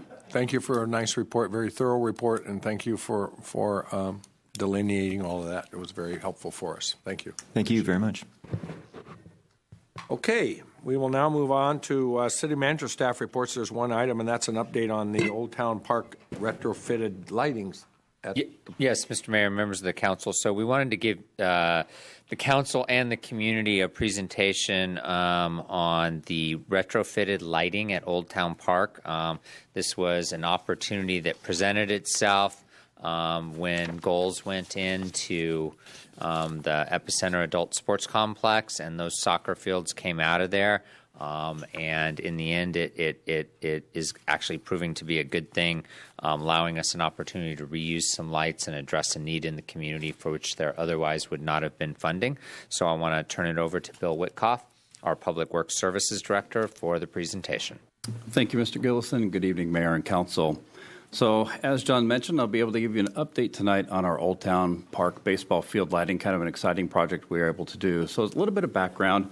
The Old Town Park baseball field was constructed in 1990. The park includes 6 light poles and actually 32 fixtures that allow for evening recreational play. Unfortunately, in recent years, the lighting fixtures have begun to fail. And because of the type of fixture that was out there, they're no longer supported. We can't get parts for them. We can't get ballast or bulbs. So we were not able to do any maintenance on those fixtures. Due to the total number of fixtures that began to fail, we had to suspend evening play at that park for the sports activities out there in the baseball groups. So this fiscal year, funding was approved to install repurposed light fixtures. The light fixtures were recycled from the adult sports complex as part of the goals project, as Mr. Gillison mentioned.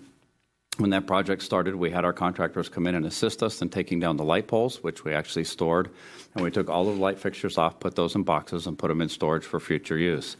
When this project came up, our city staff and the contractors worked together to repurpose those lights and get them installed out at the field out there. So I'm excited to say the project is complete. On April 2nd, 2019, the light installation was done. The field is now safely lit and allowing for evening play to return to Old Town Park. So it was one of those things we're very excited about. That actually came through our Westside Citizens Advisory Committee. The sports crews came out and talked to them. We got approval for them before we move forward. So just a great project. Nice to be able to do something kind of good for the community out there and get those kids back to playing baseball. With that, if you would allow me, I'd like to just transition quickly and give you a brief update on the Red Hill and Heritage Park sports lighting. Back in 2011, the light pole evaluation was done of all of the light poles that were in those 2 parks. Corrections were made to the poles based on some of the findings, but it's been 8 years since an evaluation was done. So we currently engage with ABS Consulting to provide an updated sports lighting evaluation. That report will be completed in May, and the report will actually provide us an update on every single pole, how the poles mounted to the base and the light fixtures up top, and let us know if there's any corrective action that we need to take to ensure that the poles continue to be safe. So once we get that information, we'd be happy to bring that back to the council and give you an update, but I just want to make sure you're aware of the fact that we're having that evaluation done. We'll have that information shortly.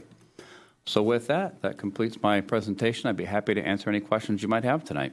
Questions, comments for Mr. Whitkoff? No questions, but a comment. I'm going to take this opportunity to thank you and Public Works. Today was the 30th anniversary of Arbor Day, and we were up at Hermosa Park with the children from Hermosa School. We were all there to participate in that. 15 years or so that the city has partaked in this. It was quite an adventure today because they were planting 30 trees. They worked those kids, but they fed them and gave them some other stuff along the way. So once again, our Public Works has stepped up to the plate and done a great job representing the city and putting 30 trees in one park, because we have like 30 some odd parks. So every year we go to a different park. So thank you, Bill, and thank your staff for all the work they did this morning. I will. Thank you. And we really appreciate you being there and the support. Thank you. Lucas and the Urban Forestry Department brought out amazing pieces of work that they have crafted and examples of trees that have died as a result of fungus. So great displays, Home Depot, the partnership, and bringing out plants for the students and gloves. It really was an exciting day. So thank you to you and your team. Thank you. I just loved hearing the story about the retrofitted lights at Old Town Park. How are you able to use them from another facility, keep them in storage for a little bit, and then put them to work without having to make an expenditure for something brand new? I'm sure that's why the S&P was very happy with us and giving us our bond rating, is because we work on projects like that and trying to pinch pennies till they scream. So thank you. Thank you. Very good. Thank you once again, Bill. And this is a receive and file. No Yes, action sir. is necessary. So we will move on to council business. Any interagency updates? Seeing none, how about Actually, council? pardon me, I do have one, Mr. Mayor. I attended the Solid Advisory Task Force meeting today out in Highland, where we received a briefing on an Energia Rialto-based bioenergy project where they're building a organic waste facility. There's 2 anaerobic digesters that are being installed right now that are eventually going to be complete in the Q3 of 2020. AB 1826 was a law that was passed which now requires a certain amount of biosolids be diverted from landfills, and then also SB 1383, which reduce greenhouse gas to the levels of 1990 by the time we hit 2020. And basically what they're doing is they're going to be able to take trash that's going on its way to a landfill, and they'll be able to turn it into electricity, biofuel, and fertilizer. So I'll have an update for that once that facility is finished. Thank you. Very good. Thank you. Any council announcements? Okay. We wish you a very wonderful and blessed Easter Sunday, this coming Sunday. So thank you for being here. We appreciate it. And are there any items for our next meeting?